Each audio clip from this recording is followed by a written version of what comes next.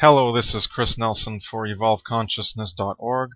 I will be reading the article Consciousness and the Cerebral Hemispheres, published on December 7th, 2013.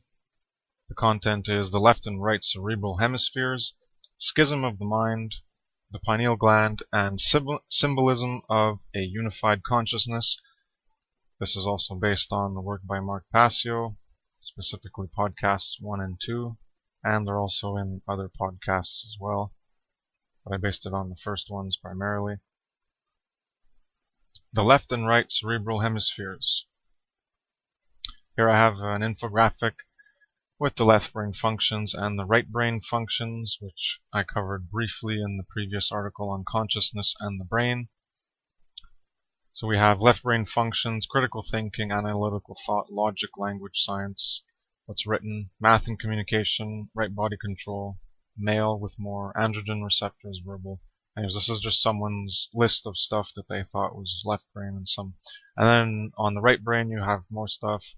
So compared to analytical and critical, you have flat non-critical and more pattern recognition, intuition as opposed to logic, holistic science, pattern recognition. Anyways, a bunch of stuff. I don't really agree with much of the terms used. There's better terms to use for left and right brain. But anyways, so I added another thing at the top is experience equals our usability, analytic plus the design and the creative. So the left brain of usability and analytics, and when we use things, and then the right brain is creating them. Our imagination, designing and creating it, and then we apply that in reality to use it. And that's how we generate our experience. In short, it's like the blue and the red creates the green, the unified. So they're color-coded that way. And it's a very basic infographic when I started my site, so it's not very complex. The neocortex as a whole is responsible for all higher-order thought processes, conceptual thinking, creativity, logic, music, reason, analysis, intuition, etc. The left and right cerebral hemispheres are related with the sacred masculine and feminine foundational qualities of consciousness mentioned earlier. We should not be neglecting one side and its qualities over the other, or thinking one side is good and the other is bad. Developing both foundational qualities is key to a properly functioning, balanced brain, and expanding our consciousness to higher states of awareness or activation, bringing online, if you want to use other terminology. So the effects of left and right brain imbalance or predominance. The left and right cerebral hemispheres are not completely separate because they are connected through the corpus callosum, the bridge in the midbrain, allowing information to flow in either direction. An imbalance or predominance of one brain hemisphere over another disharmonizes and disrupts the neocortex in its intended role of being the executive command center of the whole brain complex, the forebrain, midbrain, and brainstem. Someone that mostly spends their time and pays attention to the physical world of events, physical life, and daily occurrences through what they do and the information they receive, what they look at, what they read, what they hear, both in the media and with interactions in the world with others, they will spend less time or not care about deeper thought to anything holistic, creative, or spiritual, and the chronically engaged left brain will come to dominate the neocortical functions of the brain, with the right brain diminishing as a result. The reverse occurs with right brain imbalance. More people are imbalanced toward the left side, but most people are imbalanced to one side or the other. Or both. Because you can be to both. Most people are actually in both imbalances. Chronically living in the right brain modality of thought, nurturing creativity, imagination, feelings, etc., and always in a spiritual state of mind, not being grounded and considering the physical domain important by always thinking of the world to come, living for basic pleasures and to feel good, not wanting to look at anything that is so-called dark or negative, not wanting to engage in problems, engaging in escapism, will establish the whole brain complex as well will destabilize the whole brain complex, as well with the right brain becoming dominant to disrupt the balanced neocortical executive command functionality. Imagine a CEO making executive command decisions about the direction of a company, who then becomes ill, requiring middle management to step in and fulfill executive functions. The CEO is representative of the neocortex, disrupted when one hemisphere dominates over the other, while the mammalian and reptilian brain complexes are the levels of management that will invariably start to assume executive control over the whole brain and therefore behavior of the individual. The proper functionality of the neocortex in making good, reasonable executive decisions has become damaged in such a way that certain neural pathways and connections do not function as they would in a balanced operational capacity, and certain portions of electrochemical activity become darkened. A left brain imbalance leads to the R complex dominating over the proper functionality of the limbic emotional brain by not sending certain chemicals that allow us to experience emotions as feelings in the body, the same way that a person with a healthy, holistically functioning brain would. The R complex essentially becomes the executive controller of the whole brain, with the consciousness fundamentally governed and living in the reptile part of the brain: survival, stress, fight or flight. Conversely, chronic right brain predominance has the limbic emotional brain run haywire. Instead of dormant, it is hyperactive and out of control. A person becomes a slave to their feelings and emotions, unable to discern truth, and believing whatever suits them according to how they want to feel. In extreme cases, the emotional dominance leads to someone becoming, in extreme cases, the emotional dominance leads to someone becoming far too passive and not standing up for themselves, as opposed to the left brain imbalance of someone becoming far too aggressive. A left brain imbalance can get someone obsessing over material, worldly matters and survival, but a right brain imbalance can get someone living in a fantasy delusion, believing whatever they want. The next section is Schism of the Mind. Here I have a remade version of the master-slave dichotomy from Mark Passio. On the right we have master, and on the left we have on the left we have master, on the right we have slave for left and right brain. The master has rigid skepticism, and the slave is naivete. The master think is... So yeah, master and slave is for master think and slave think. I forgot to mention that. Under rigid skepticism, you'd have scientism, atheism, and solipsism for the people who want to dominate and be masters in the left brain. And opposed to scientism, you'd have blind belief. And then opposed to atheism, you'd have religion. And solipsism applies to both left and right brain imbalances. Moral relativism can also as well apply to both, even though here I only have it on the left. So you have moral relativism and unworthiness. There's social Darwinism. There's eugenics, authoritarianism, and domination. The dominator, that's all on the left. So on the right you'd have self-loathing, being an order follower, a willing slave, and submissive. So you have order followers and dominators working together as the order followers in society being the police and military.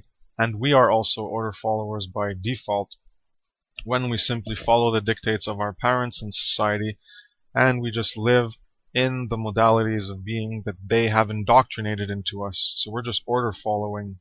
Everyone's an order follower. It's not just the police.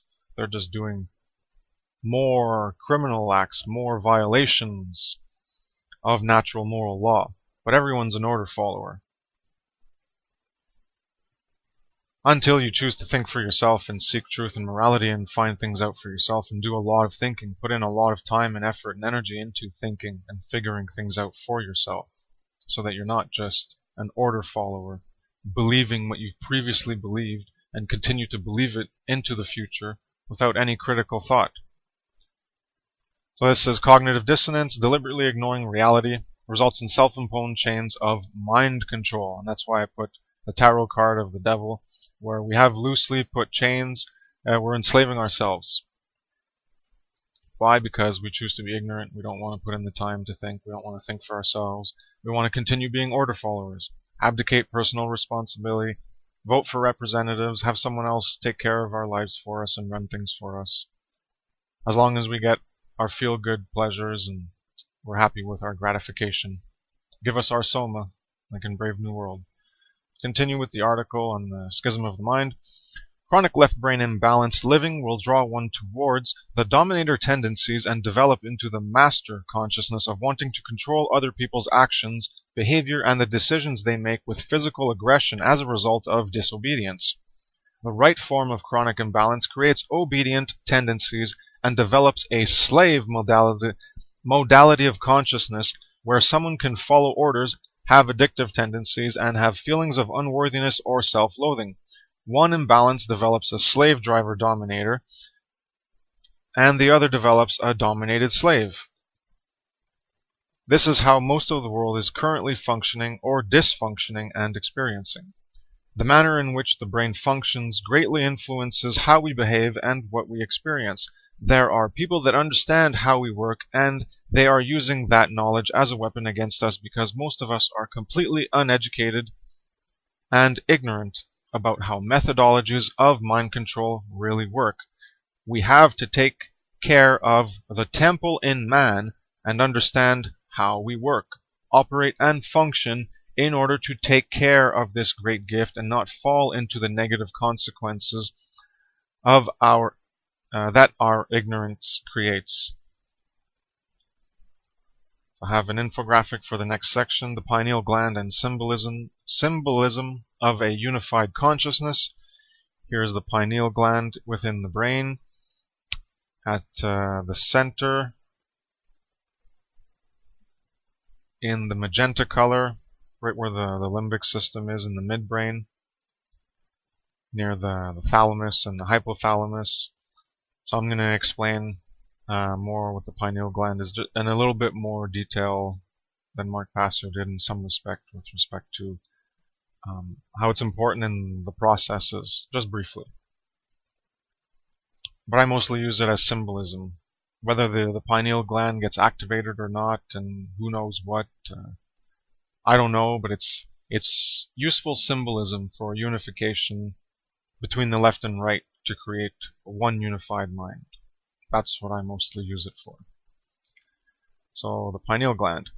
A balanced state between left and right hemispheres occurs when they come into conjunction, unison, and harmony with one another, and the masculine and feminine don't dominate over the other, but are in the alchemical wedding, the marriage between the sacred masculine and the sacred feminine.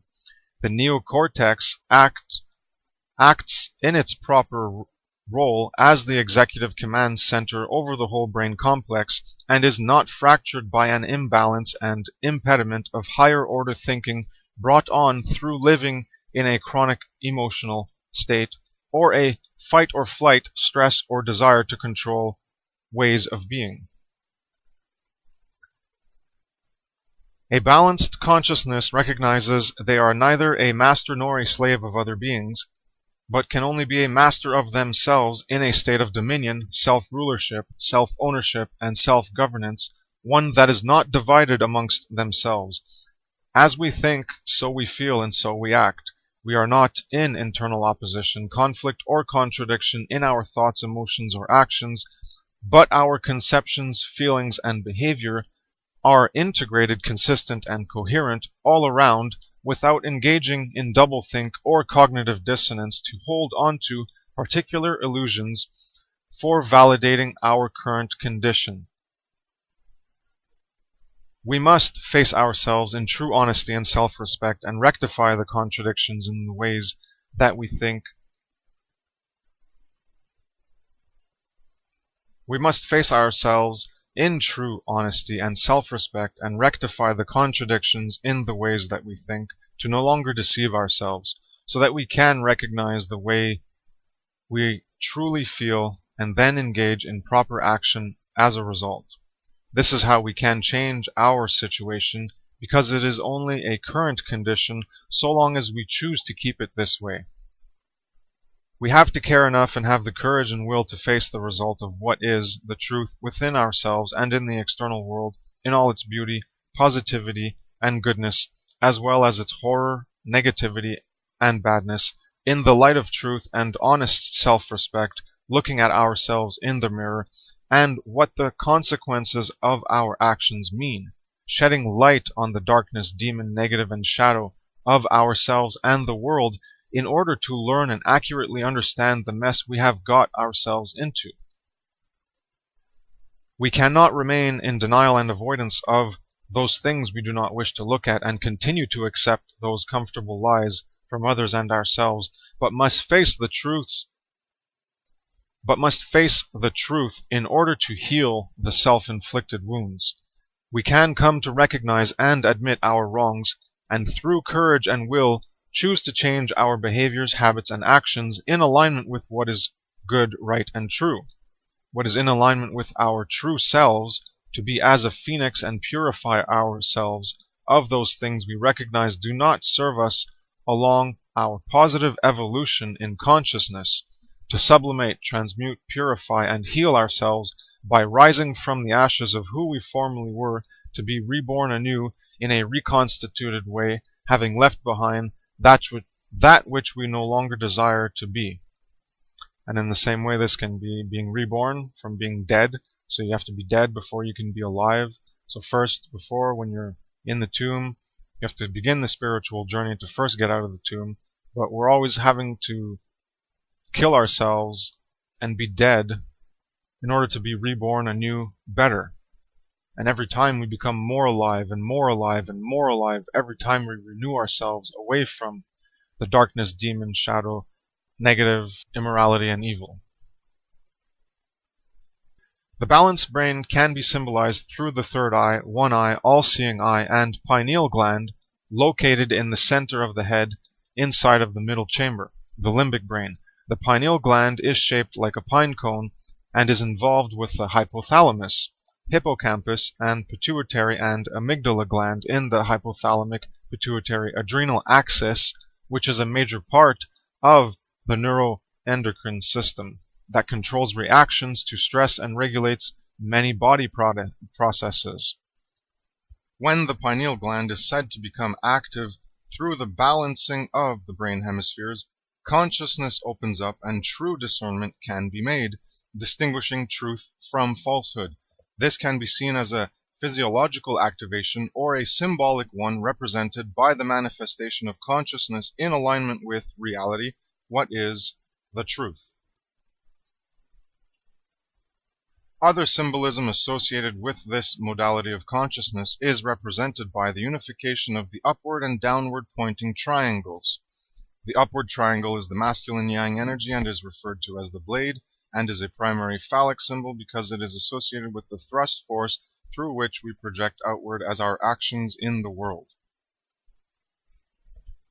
The inverted triangle is the feminine yang energy referred to as the chalice or womb, and is the internal aspect of consciousness.